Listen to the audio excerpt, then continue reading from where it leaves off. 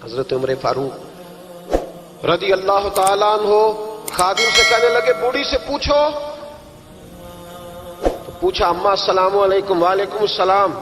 اما کیا بات ہے؟ تو اما کہنے لگی جاؤ دوڑو، تمہیں کیوں بتاؤں، دیہات کی سیدھی سادی بی بی، جاؤ بھاگ جاؤ. کہا نہیں اما مہربانی کرو اندر تو آنے دو. بڑی منت کے بعد اما مانی. عمر فاروق عام آدمی نہیں جس سے دنیا کامتی ہے. حضرت عمر اندر گئے. اما کیوں پریشان ہو؟ تو اما کہنے لگی تمہیں کیوں بتاؤں، میرا اپنا دکھ ہے. چل اما بتا دے، تیری مہربانی. اما کہنے لگی میں ایک بیوہ ہوں، بے اولاد ہوں، کوئی میرا سہارا نہیں. مجھے عمر فاروق سے بڑی شکایت ہے. میرے اوپر 25 دینار کا قرضہ چڑھ گیا ہے اور 3 دن ہو گئے میں نے روٹی نہیں کھائی، اور عمر نے میری خبر نہیں لی. حضرت عمر کو پتہ چل گیا اللہ وارث ہے، اس کا کوئی 2 4 10 ہزار ووٹ کوئی نہیں.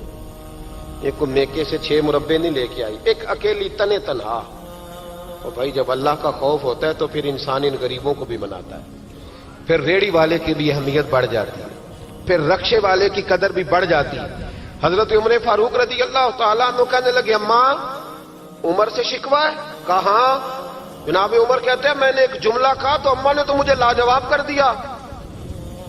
میں نے کہا اماں عمر کو کیا پتا کہ تو بھوکی ہے اور مقروض ہے، اسے کیا خبر؟ تو اماں کہنے لگی کیا کہا تم نے؟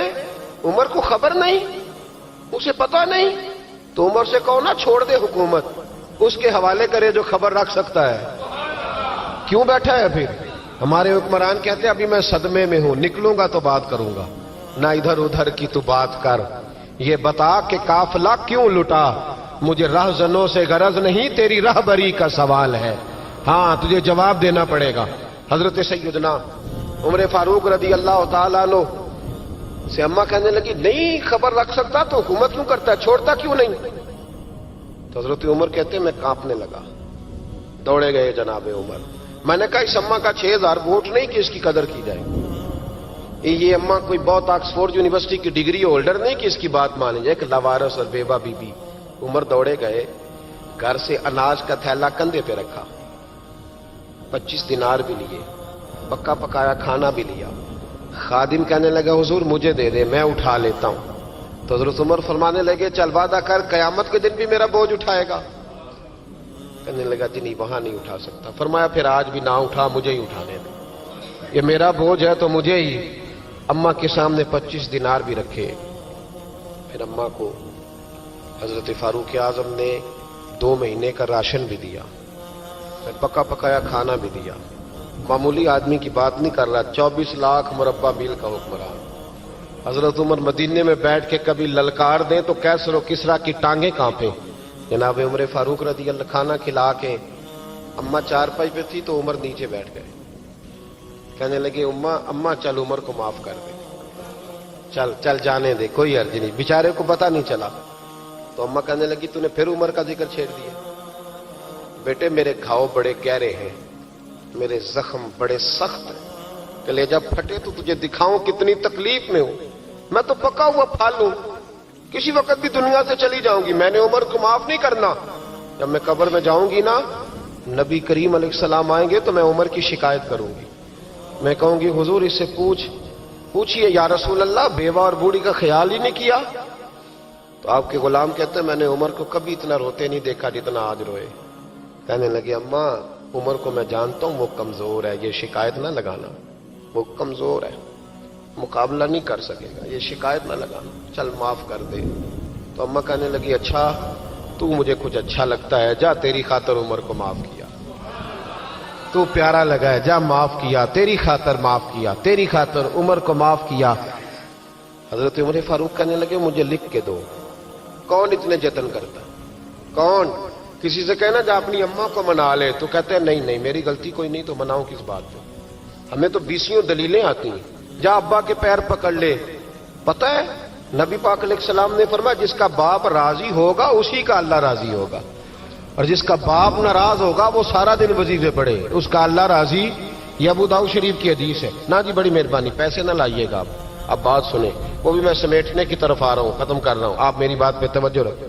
عزیز بھائی، نبی کریم صلی اللہ تعالی علیہ وسلم نے جو اپنے غلاموں کی تربیت کی تو حضرت عمر فاروق کہنے لگے لکھ کے دو. लिख दो।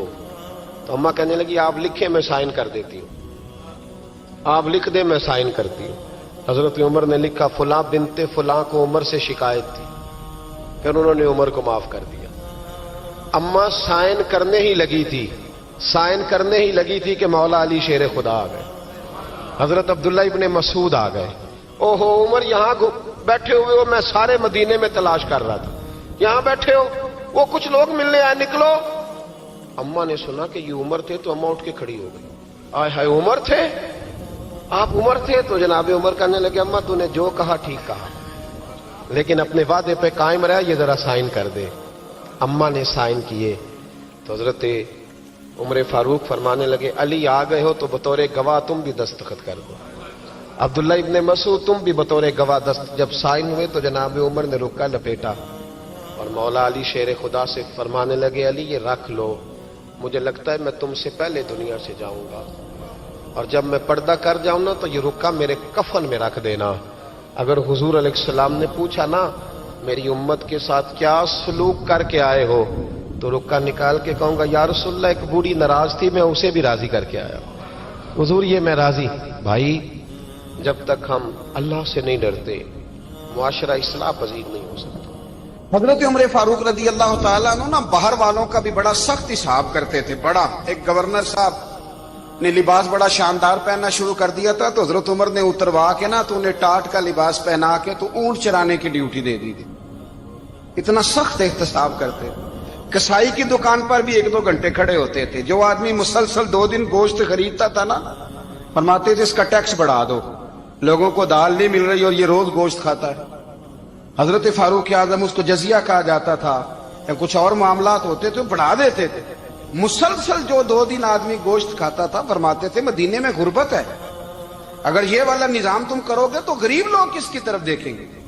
लेकिन उससे ज्यादा बढ़कर जो उनकी जिंदगी का म्यार और स्टेटस था वो ये था कि अपने घर का खास ख्याल रखते, खास तवज्जो करते। मुल्क शाम से और ईरान से कुछ लोग आपकी खिदमत में आए तो वहां से कुछ कनीजें भी आईं, उनके बादशाह पैगाम लेके। शाह ईरान की कनीज को मलका ने कहा कि ना हजरत उमर की जौजा को देख के आना जरा किस तरह की है। हमारे मुल्क में क्या कहते हैं खातूने अव्वल जी, खातूने, बाकी सारे दोनों में खातूने अव्वल, जरा खातूने अव्वल को देख के आना। तो वो जब आई ना घर में मिलने तो कहा कि मुझे मेरी मलका ने कहा था कि उमर की जौजा से अहलिया से मुलाकात करके आना। तो हजरत उमर की अहलिया ने ना एक जोड़ा कपड़ों का दे दिया मलका के लिए और एक खुशबू की शीशी दे दी। अब जब वो तोहफे वहां भेज गए तो उस मलका ने ना कुछ सोने का सामान भेजा, कुछ जेवरात भेजे, कुछ तहाइफ भेजे। जब हजरत उमर के घर आए ना, वो खादिम लेके आया, उसने कहा जी आपकी अहलिया ने तोहफे भेजे थे। तो जवाब में शाह ईरान की बीवी ने, यहाँ जिस मुल्क का वो सफीर था, उन्होंने भी ये भेजे। तो हजरत उमर फारूक ना वो तोहफे लेके घर गए तो जाके कहने लगे अपनी अहलिया से, ये तू कब से तोहफे तहाइफ भेजने लग गई है, ये कब से निजाम शुरू हो गया? तो कहा हुजूर तोहफा देना लेना तो ठीक है, सुन्नत है, मोहब्बत बढ़ती है, तो ये कोई कबाहत नहीं, और मैंने अपनी जाती इस्तेमाल के लिए जो चीजें रखी थी वो मैंने दी हैं। तो हज़रत उमर फारूक रदी अल्लाह तआला अन्हु फरमाने लगे हमने किसी मुल्क के साथ और उसके बादशाह के साथ जाती ताल्लुक नहीं बनाना, ताल्लुक जो भी बनेगा रसूलुल्लाह के दीन की बरकत से बनेगा। जाती रिश्ते नहीं हमने कायम करने। जाती आपके मुल्क की जो एयरलाइन जिसका हर साल खसारे का ढंढोरा पीटा जाता है ना, वो हमारे बादशाह साहब और सदर साहब अगर गैर मुल्कियों को घोड़ा कभी भेजना हो ना, घोड़ा, तो पूरा एक जहाज घोड़ा लेके तोहफे में जाता है। पूरा जहाज गरीब कौम का ये सरमाया, और कौम बड़ी बादशाह है, लाइनों में लाके वोट देती है। 2 काम हमेशा लाइन में लाके करने, एक बिल लाइन में लाके जमा कराना है और एक वोट लाइन में लाके, ताकि फिर पूरे 5 साल लाइन में ही लगे रहें। मर्जी से आप वोट देना, पर जो बात दुरुस्त है उसको सुनो। हजरत उमर फारूक रदी अल्लाह तआला अन्हु ने अपनी अहलिया से पूछा कितने का था वो तेरा जोड़ा और खुशबू की शीशी? उन्होंने कहा 3 दिनार की।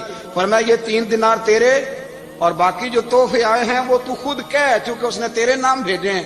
तू कह कि मैं माले गनीमत में देती हूं, तू कह मैं मुसलमानों को कह تو زوجہ ہنس پڑی, کہنے لگی میں نہ بھی کہوں تو مجھے کہنا تو پڑے گا ہی, کہنا تو میں نے ہے ہی, کیونکہ سامنے عمر فاروق ہے, لہذا پر میں کہہ دیتی ہوں میں نے دیا خزانے کو. حضرت عمر نے جمع کرا لیا. میں یہ کیا بات ہوئی, میرے گھر والے جو مرضی کریں, ان کا معیار زندگی جس طرح کا مرضی ہو.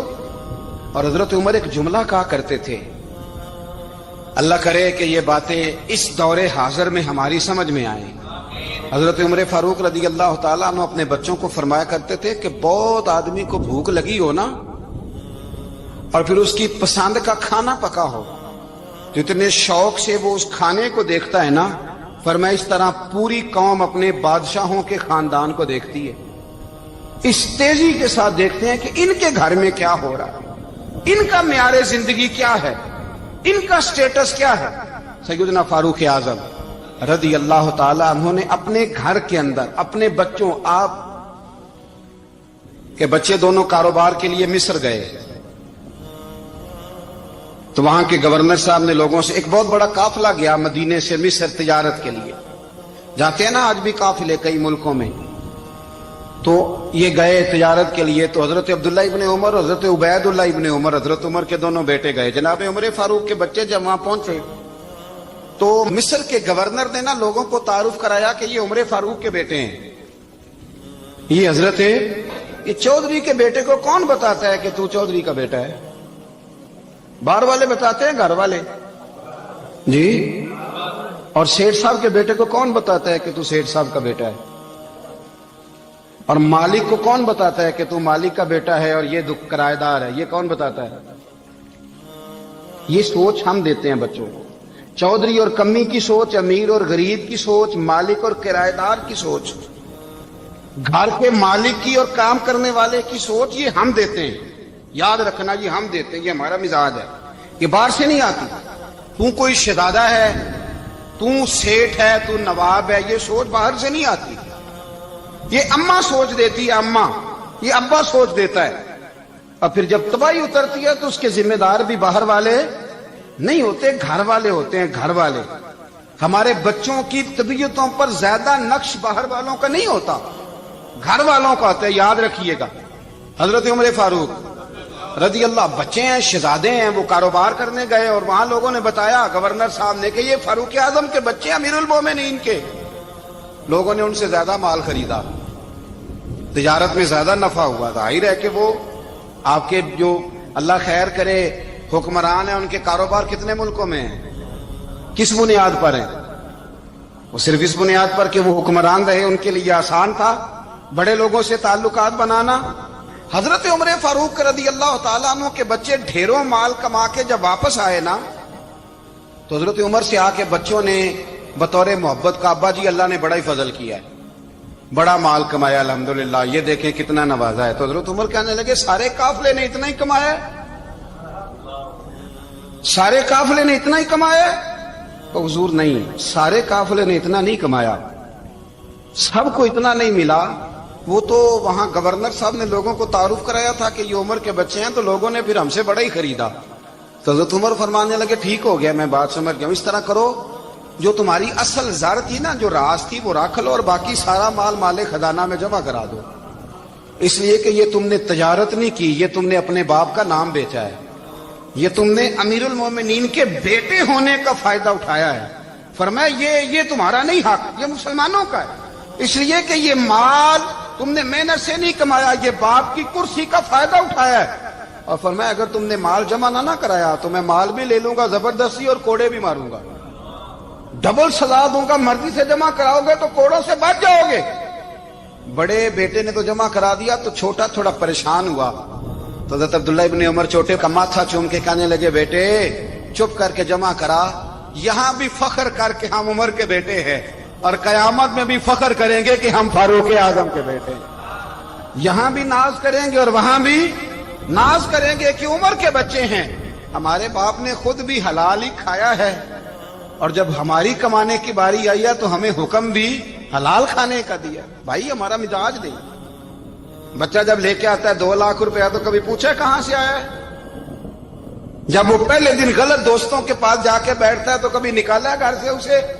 یہ بہت سارے خمیازے ہمیں اس لیے بھگتنے پڑتے ہیں کہ ہم ابتدا میں سوراخ بند نہیں کرتے، جب اس میں شگاف پڑ جاتا ہے، سیلاب آتا ہے تو ہمیں ہوش آتی ہے۔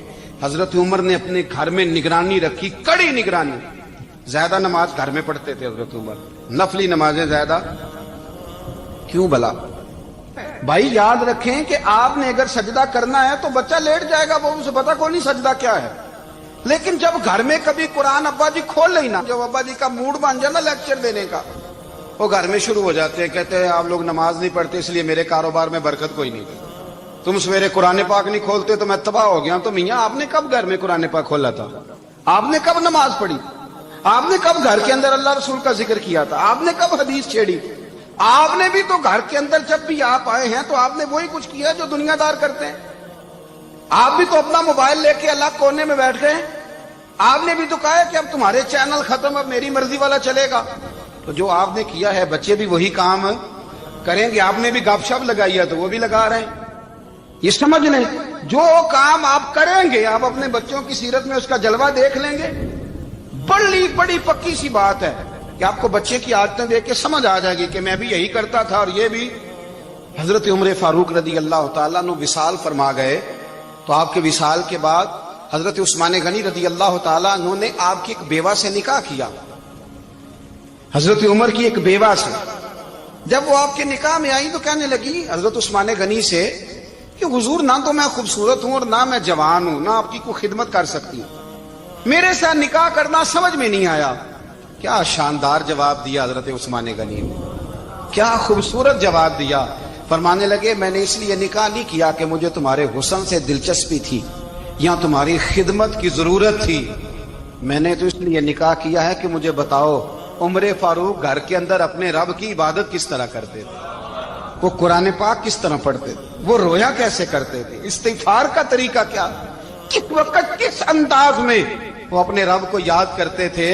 اس لیے کہ عمر کئی دفعہ گھر سے آتا تھا تو میں اس کے چہرے پر نور دیکھا کرتا تھا، میں روشنی دیکھتا تھا، ایک معیار دیکھتا تھا۔ نکاح اس لیے کیا ہے کہ مجھے عمر کی جو گھر کے اندر کی عبادت ہے اس سے آگاہ کرو، تاکہ عثمان غنی بھی چاہتے ہیں اس طرح کے عمل کرو جس طرح کہ عمر فاروق کر کے گئے۔ بھائی جب تک ہم اپنے گھر میں وہ توجہ نہیں دیں گے، وہ مزاج دیکھیں نا، ہمارے گھروں میں جب نقشہ پاس ہوتا ہے تو ٹی وی لان بھی اس میں ہوتا ہے، ڈرائنگ روم بھی ہوتا ہے، نماز کی جگہ بھی ہوتی ہے نقشے میں۔ صحابہ جب گھر بناتے تھے تو ایک مسجد بیت کا نقشہ پاس کرتے تھے، ذہن میں رکھتے تھے کہ یہ کونا نماز کے لیے، وہاں جوتے لے کے کوئی نہیں جائے گا، وہاں نماز پڑھی جاتی تھی، عورتیں وہاں اعتکاف کرتی تھی۔ ٹی وی لان تو آ گیا ہے اور گھر کے اندر ٹی وی رکھنے کے لیے تو ایک کمرہ الگ سے بنا دیا گیا ہے، اور اب جو نئے نقشے پاس ہو رہے ہیں اس کے اندر گھروں کے اندر جگہ بنائی گئی ہے جہاں کمپیوٹر رکھے جائیں، اور بچوں کے لیے وائرنگ ہوگی نیچے تاکہ انہیں کوئی مشکل درپیش نہ ہو۔ یہ ساری چیز ہم نے نہانے کے لیے گھروں کے اندر اتنے بڑے واش روم بنائے ہیں کہ لگتا یہ ہے کہ سوائے نہانے کے اور کام ہی نہیں کوئی گھر میں ہوگا، ہر چیز آ گئی۔ پر اللہ کرے کوئی تفسیر بھی ٹیبل پہ پڑی نظر آئے، کوئی حدیث کی کتاب بھی ٹیبل پہ پڑی نظر آئے۔ اللہ کرے کہ جس طرح ابا لطیفہ سن کے آتا ہے تو جب تک سنا نہ لے اسے ہضم نہیں ہوتا، اللہ کرے کہ وہ جمعے میں بیان سن کے جائے تو اس کا بھی دل کرے میں اپنے بچوں کو سناؤں۔ وہ نبی پاک کی کوئی حدیث کہیں سے سنے تو گھر جا کے سنائے۔ جب تک یہ معیار نہیں بنتا آپ کیسے توقع کرتے ہیں کہ گھر کے اندر اللہ کی رحمتیں نازل ہوں گی؟ آپ یہ کیسے توقع کرتے ہیں کہ گھر کے اندر وہ معیار اور وہ مزاج بنے گا؟ حضرت عمر فاروق نے ذاتی زندگی پر جو توجہ دی، گھر والوں کے معیار پر جو توجہ دی حضرت عمر فاروق رضی اللہ تعالیٰ عنہ نے، وہ بھی بڑی دیدنی ہے۔ حضرت ابو موسیٰ اشعری کو نا آپ نے وزیر خزانہ بنایا، وزیر خزانہ۔ تو حضرت ابو موسیٰ اشعری کہتے ہیں کہ حضرت عمر کو شیخ خزانے میں رہنے تو دیتے نہیں تھے۔ تو ایک دن میں صفائی کر رہا تھا اس کمرے کی جس میں خزانہ رہتا تھا۔ ہمارے تو ملک میں جو جاتا ہے وہ صفائی کر کے ہی جاتا ہے، اللہ خیر کرے۔ اور خیر معیار بدلتا ہے، جو پچھلی حکومت ہوتی ہے وہ قرضہ اٹھاتی ہے، وہ باہر سے جاتی ہے تو قرضہ لے کے آتی، اور جو نہیں آتی ہے وہ کہتی ہے ہمیں پیکج مل گیا ہے، وہ قرضہ نہیں اٹھاتے۔ ان کو کیا ملتا ہے؟ یعنی پچھلی نے قرضہ لیا تھا اور ہم نے، واہ جی واہ کیا خوبصورت انداز ہے، اس کا نام بدل کے نا، انہوں نے قرضہ لیا تھا اور ہم نے، میں کہا بڑے شاندار سیانے بندے ہو گئی۔ اور اللہ تعالیٰ خیر فرمائے، ہمارے جو بڑے شاندار قسم کے دوست ہیں نا، شاندار، جن کا ہم ادب سے نام لیتے ہیں، وہ عرب کے بادشاہ ہیں۔ ہم تو عرب خالی کہتے بھی نہیں، عرب شریف کہتے ہیں، عرب شریف۔ انہوں نے پتہ کیا کیا ہے؟ انہوں نے اس طرح کیا ہے کہ جو کشمیریوں کا قاتل تھا نا، اس کے گلے میں میڈل ڈال دیا ہے۔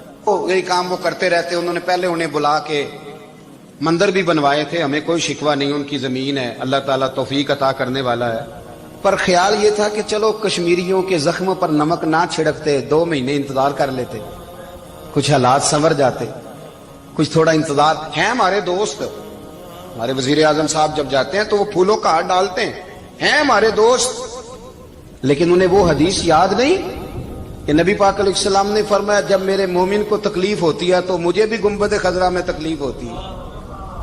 انہیں نہ کشمیریوں کا خون یاد نہیں آیا، انہیں برہان وانی کی کٹی ہوئی لاش یاد نہیں آئی، انہیں 30,000 بیوہ عورتیں 30,000 بیوہ عورتیں یاد نہیں آئی، 30,000 بیوہ عورتیں جن کے سہاگ اجڑ گئے، اور انہیں 1.25 لاکھ یتیم بچہ یاد نہیں آیا جو یتیمی کی زندگی گزار رہا ہے، اور اس کے باوجود بہت بڑے ذمہ دار ہے وہ۔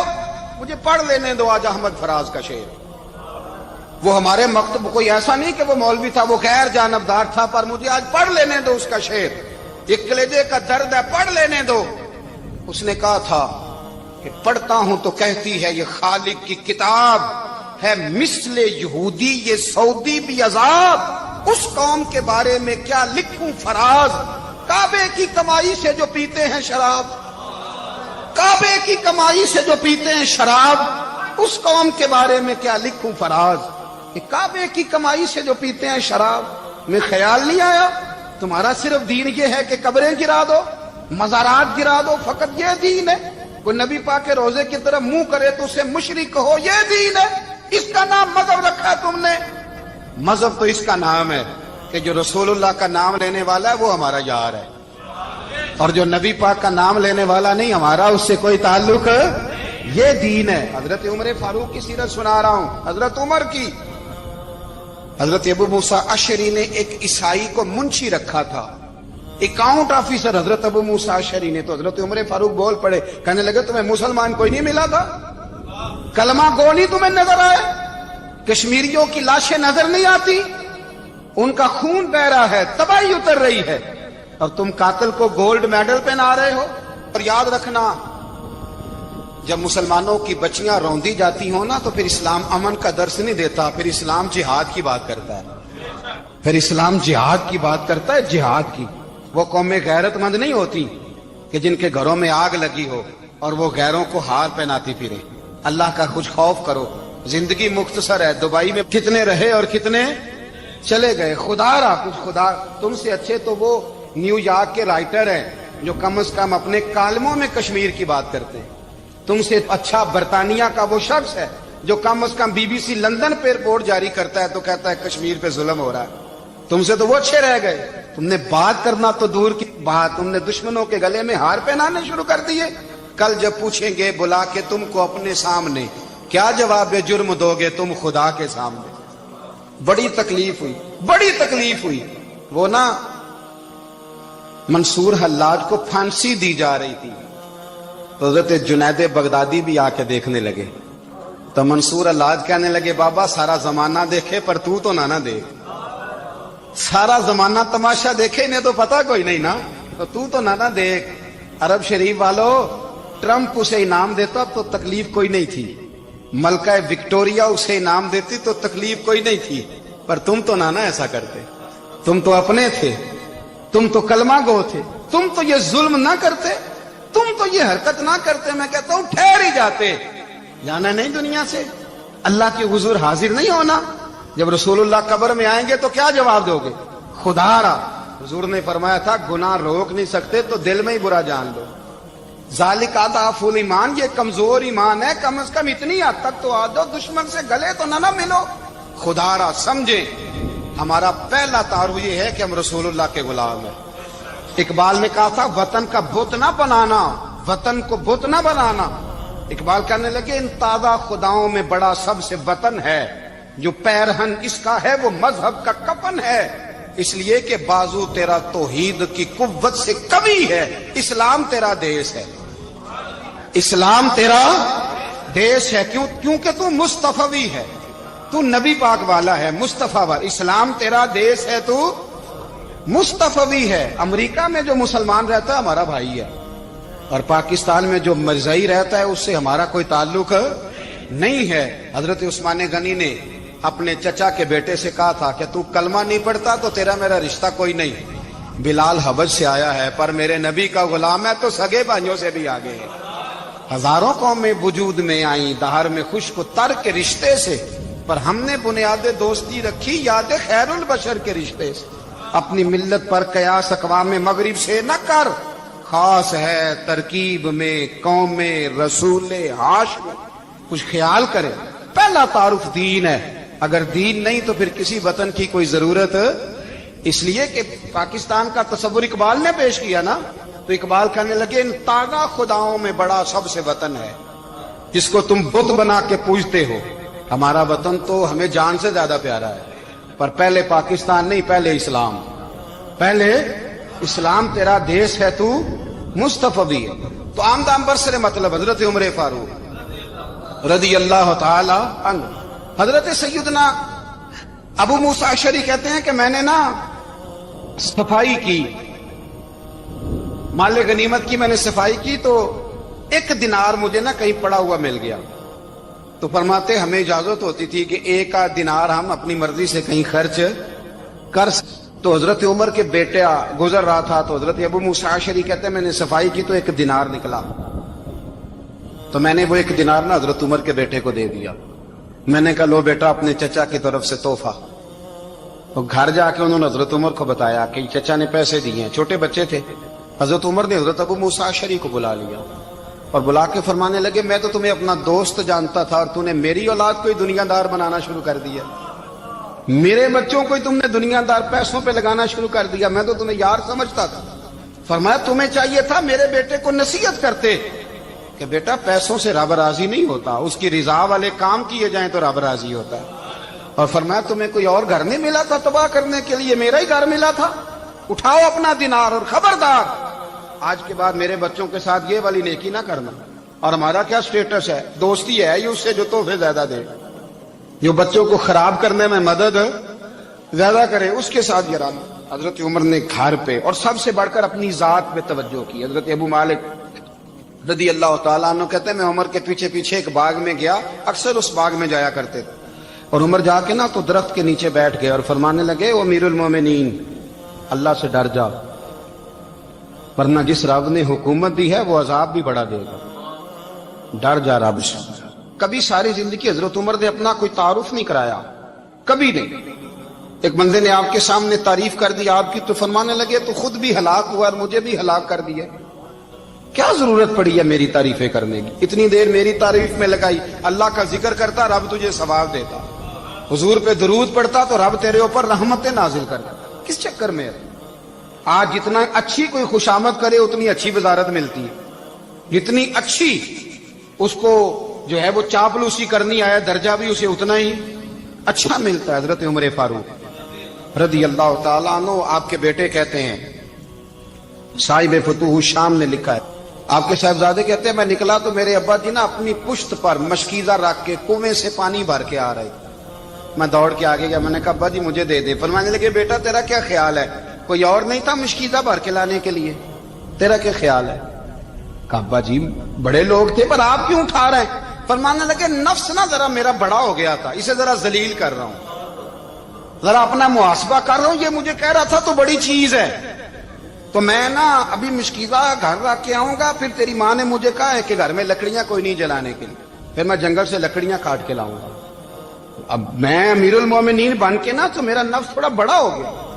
اب یقین کریں ہمارا ہاضمہ خراب ہو جاتا ہے جب تک ہمارا تعارف صحیح نہ ہو، ہمارا تعارف ٹھیک نہ ہو، میں یہ ہوتا ہوں میں وہ ہوتا ہوں، چھوڑ مٹی دیں تے مٹی رہنا ہی، مٹی دیں تے مٹی دیں تے مٹی رہنا ہی، ایویں کادی بلے بلے اج مٹی دے اتے بندیا تے کل مٹی دے تھلے، مٹی دیں تے मिट्टी रहने कादी बल्ले, मुझे पूछ लो, मुझे जान लो, मेरा नाम ले लो, मैं भी आया हूं, मैं भी होता हूं, मेरा भी ये तज़किरा है। मैं बदकार पुराना खादम, किसे दर मिली न ढोई, ये ते वासफ यार ने नजर जो की थी ते वासफ वासफ ही हुई। ये तो बड़ी बात की बात है, तो बात की बात है साहब, वरना मन नानम के मन नानम, जो हम हैं उसका हमें पता तो है ना भाई। कभी भी ये जो जात का चक्कर है ना, मैं भी हूं, मुझे भी, ओ भाई याद रखो मैं कौन हूं। ये जो नाम नमूद और ये ख्वाहिशें और ये जो वकार, ये तो कमजोर लोगों का तरीका है। जिसको अपना तारुफ कराना पड़ गया, उससे भी ज्यादा कमजोर कोई है। फोटो में दिखाता फिरता है फलाने के साथ फोटो, फलाने, तो कमजोर बंदे ये काम करते। हजरत उमर फारूक, अल्लाह अकबर, हजरत उमर जैसा बंदा, 24 लाख मुरब्बा मील का हुक्मरान, और शाह रूम को खत लिख के कहता है मैं मिन्नत नहीं करता, मैं हुक्म देता हूं। ना तगड़ा बंदा। जंगे कादसिया के लिए हजरत साद बिन नबी वकास को भेजा, फतुह शाम पढ़ के देखें। हजरत उमर बड़े परेशान हैं, इतने दिन हो गए कोई रिपोर्ट ही नहीं आई। अब तो मोबाइल है ना, तो एक एक मिनट की रिपोर्ट लें आप, बल्कि आप एक एक मिनट की फोटो लें आप, रिपोर्ट तो दूर रह गई। हजरत उमर फारूक रदी अल्लाह ताला अन्हु बड़े परेशान है कि कादसिया में हजरत साद बिन नबी वकास के साथ लोग जिहाद करने गए, रिपोर्ट कोई नहीं आ रही। इतने परेशान थे कि बाहर निकल के ना उस रास्ते पे बैठ जाते जो रास्ता कादसिया की तरफ से आता था। उस जो भी आता जाता पूछते जंग के क्या हालात हैं। उधर जब अल्लाह ने फतह दे दी ना, तो हजरत साद बिन नबी वकास रदी अल्लाह ताला उन्होंने ना एक कासिद को खत दे के भेजा। कहने लगे उमर के पास जाओ, उन्हें इत्तला दो कि अल्हम्दुलिल्लाह अल्लाह ने इस्लाम को फतह अता कर दी। ये हजरत उमर को जाके देना, वो बड़े परेशान होंगे। वो जो उस जमाने में इस तरह होता था कि कई दूर दूर से सहाबा जो दूसरे शहरों के मुल्कों के रहने वाले होते थे, वो भी आके शामिल हो जाते थे जिहाद में। कोई एक दफा मदीने आया, कोई 2 दफा आया, फिर अपने अपने इलाकों में। बहुत सारे लोगों ने ज्यादा दफा हजरत उमर को देखा भी नहीं था। वो जो कासद खत लेके आया था ना, उसने एक आध दफा देखा था, हजरत उमर बूढ़े हो गए, वो पहचानता नहीं था। मेरी बात की समझ आ रही है आप हजरात? उधर से वो खत लेके आ गया। हजरत उमर मदीने से बाहर निकल के उस रोड पे बैठे थे जो कादसिया से आता था। जब उस आदमी को आते देखा तो हजरत उमर उठ के खड़े हो गए, फरमाने लगे कादसिया से आ रहे हो? वो क्या कहता है? फटे पुराने कपड़े, टूटे हुए जूते, सर पे पुरानी पगड़ी। कहने लगे गुलाम मदीने के रहने वाले हो? हजरत उमर कहने लगे हाँ मदीने का हूं। कहा मैं कादसिया से आया हूं, अल्हम्दुलिल्लाह अल्लाह ने इस्लाम को फतह दे दी है, अल्हम्दुलिल्लाह कुफर की कमर टूट गई है। उसने ये बात करके तो घोड़े को एड़ी लगाई, घोड़ा दौड़ने लगा मदीने के। हजरत उमर भी साथ साथ दौड़ रहे हैं। फरमाने लगे अच्छा बताओ खालिद बिन वलीद का क्या हाल है? थोड़ा आगे जाके फरमाने लगे उसामा बिन जैद कैसे है? वो कहते ठीक है। फिर उसने और घोड़ा, उमर साथ साथ दौड़ रहे हैं, साथ साथ। 24 लाख मुरब्बा मील का हुक्मरान, एक जूता पैर से निकल गया, उमर दौड़ रहे हैं। आगे जाके पूछते हैं साद बिन नबी वकास का क्या हाल है? तो हुजूर वो भी ठीक है। कितने लोग मेरे शहीद हो गए मुसलमानों में से? कहने लगा सही गिनती का नहीं पता, ये लफ्ज अदा होते होते मदीने की सरहद आ गई। लोगों ने उमर को घोड़े के साथ दौड़ते देखा तो कहा अमीरुल मोमिनीन क्यों दौड़ रहे हैं? वो गुलाम छलांग लगा के नीचे आया, कदमों में बैठ गया। कहने लगा हुजूर आपने बताया ही नहीं आप अमीरुल मोमिनीन है। आप फरमाने लगे क्या बताता? मैं तो ऊंट चलाने वाले का पुत्र हूं, क्या बताता? वो उमर हूं जिसने अपने गुनाहों का हिसाब देना है, क्या बताता?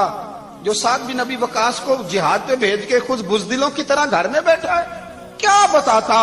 कोई हैसियत नहीं, कोई तार। तूने अच्छा किया, तू तो मुजाहिद था, मुझे साथ साथ दौड़ाया, तूने अच्छा किया। जितने लोग थे चीखे मार के रोने लगे। हजरत फारूक आजम से कहने लगे उमर जब तक तेरे जलवे रहेंगे अल्लाह कामयाबियां ही अता फरमाएगा, जब तक तेरा रंग रहेगा अल्लाह ताला नवाजता ही रहेगा। कुछ नहीं, कभी अपना आप जाहिर ही नहीं किया। बहुत बड़े थे, बहुत बड़े थे हजरत उमर, बड़े थे, लेकिन सारी जिंदगी अपने मुहाज। हजरत अबू राफे गुलाम थे, कुरान पाक बड़ा सोना पढ़ते थे। हजरत उमर जब भी उन्हें मिलते कहते अबू राफे तो उमर से अच्छा है, कुरान बड़ा शानदार पढ़ता है। तो वो कहते हुजूर अगर मैं कुरान सही पढ़ता हूं तो आपको कुरान की तशरीह ज्यादा सही आती है, आप भी तो मुझसे अफजल हैं। तो आप फरमाते नहीं फिर भी तो मुझसे अफजल है। क्यों? इसलिए कि तू अपने गुलाम अपने आका की नौकरी भी ठीक करता है और रब की इबादत भी ठीक करता है। اور مجھے خالص صرف عبادت کرنی ہوتی ہے وہ بھی ٹھیک نہیں کر پاتا. ساری زندگی اپنا محاسبہ، ساری زندگی اپنے گریبان میں دیکھا، ساری زندگی اپنے آپ کو پرکھا، اپنے آپ کو ٹٹولا. 62 سال عمر بیت گئی. حضرت حذیفہ بن یمان ایک صحابی تھے. میرے نبی کریم علیہ السلام نا ان سے راز کی باتیں کرتے تھے. ہر بندے کا ہاضمہ ٹھیک نہیں ہوتا، سب سے راز کی بات نہیں کرنی چاہیے. حضرت حذیفہ بن یمان کہتے ہیں حضور راز کی باتیں بتاتے. مدینہ منورہ میں جو منافقین تھے ان کی لسٹ بھی نبی پاک نے حضرت حذیفہ بن یمان کو دی تھی. جب کوئی مشکوک آدمی مر جاتا نا تو صحابہ کہتے ہیں ہم دیکھتے اگر حضرت حذیفہ نے جنازہ پڑھا تو ہم بھی جنازہ پڑھ لیتے. نبی پاک نے بھی کچھ جنازے نہیں پڑھے. ترمذی میں ہے فرمایا عثمان سے جو بغض رکھے اس کا جنازہ نہیں پڑھیں گے. حضرت حذیفہ بن یمان اگر جنازہ پڑھتے تو لوگ پڑھتے، وہ نہ پڑھتے تو لوگ جنازہ نہ پڑھتے. حضرت حذیفہ بن یمان کہتے ہیں جناب عمر فاروق کی خلافت کے آخری ایام تھے، کچھ دنوں کے بعد وہ شہید ہو گئے. فرماتے آدھی رات کا وقت تھا، میں گھر میں سویا تھا بڑا بے فکر، اچانک میرے دروازے پہ دستک ہوئی، میں گھبرا کے اٹھا. اتنی رات کو کون آیا؟ کہتے ہیں قربان جاؤں دروازے پہ گیا تو امیر المومنین فاروق اعظم دروازے پہ. میں نے کہا عمر کوئی حکم تھا تو مجھے بلا لیتے. کہنے لگے میں نا امیر بن کے نہیں آیا، تیرا ویر بن کے آیا ہوں. امیر المومنین کی حیثیت سے سرکاری کام سے بلاتا تو وہاں بلاتا، مجھے ایک ذاتی کام پڑ گیا.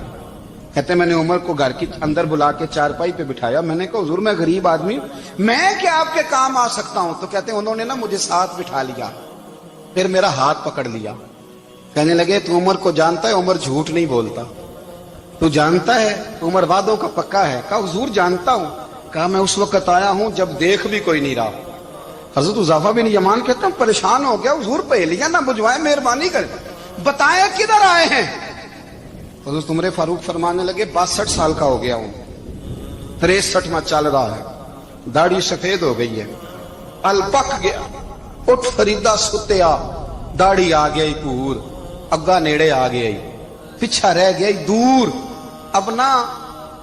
اب قبر اشر کا معاملہ صاف نظر آنے لگا ہے.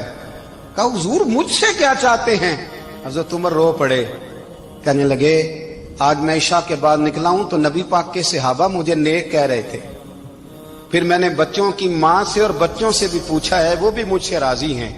پر حذیفہ تیرے ساتھ نبی پاک راز کی باتیں کرتے تھے، سچ بتا کہیں عمر کا نام منافقوں میں شامل تو نہیں؟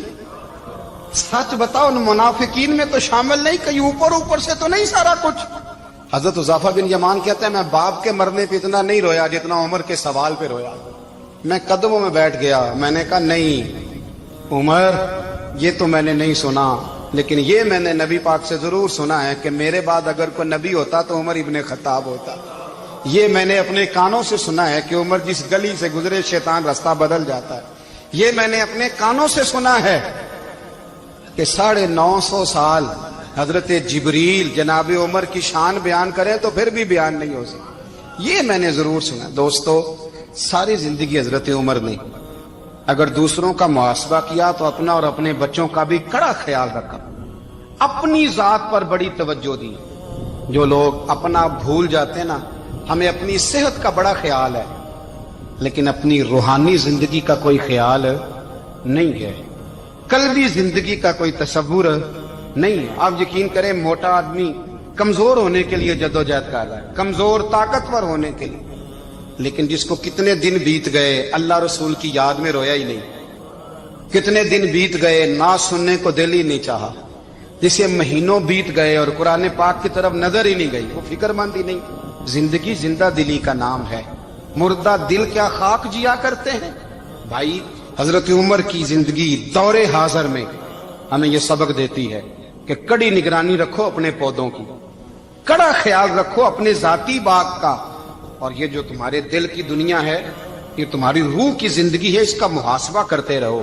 نبی کریم علیہ السلام نے فرمایا اپنا حساب خود کر لو قبل اس کے کہ تمہارا حساب کیا جائے. اپنا حساب بولیے، اپنا حساب. ہم ساری دنیا کا حساب کرتے پھرتے ہیں، کوئی کہاں سے کماتا ہے کہاں کھاتا ہے، پر اپنا حساب حضور نے فرمایا حساب کر لو قبل اس سے کہ تمہارا حساب مولا علی فرماتے ہیں نماز پڑھ لو قبل اس کے کہ تمہاری نماز پڑھی جائے، نماز پڑھ لو قبل اس کے کہ تمہاری، اپنا محاسبہ کریں، تھوڑا سا نا اوپر دائیں بائیں دیکھنے کی بجائے تھوڑی سی گردن جھکا کے نا، درویش کہتے ہیں برے بندے نو میں لبن ٹریا تے جگ تے ملیا نہ کوئی، اپنے اندر چاتی پائی تے میں تھوں برا نہ کوئی، تھوڑی سی نا تھوڑی سی اپنی طرف توجہ دیں۔ ہم نا بے چین وقت گزار رہے ہیں، بے قرار ہیں، بے سکون ہیں، سبب یہ ہے کہ ہم نے نا اپنا حساب کرنا چھوڑ